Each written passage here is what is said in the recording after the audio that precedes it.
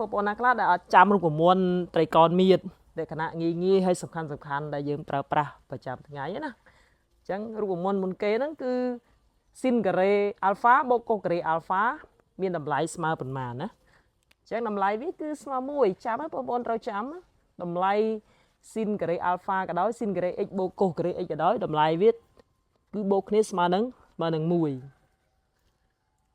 បូកតង់ការ៉េអាល់ហ្វាចេញតម្លៃវាស្មើនឹង1លើឲ្យកូសការ៉េអាល់ហ្វាអានេះមុំបំពេញស៊ីន90ទៅការ៉េដកអាល់ហ្វាអញ្ចឹងបំពេញវាដូរគ្នាតម្លៃវាដូរគ្នាទៅជាកូសអាល់ហ្វា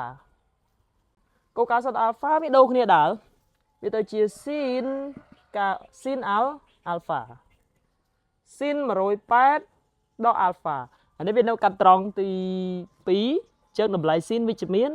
អញ្ចឹងអត់ដូរទេតម្លៃស៊ីនគឺស៊ីនអាល់ហ្វាដដែលនេះ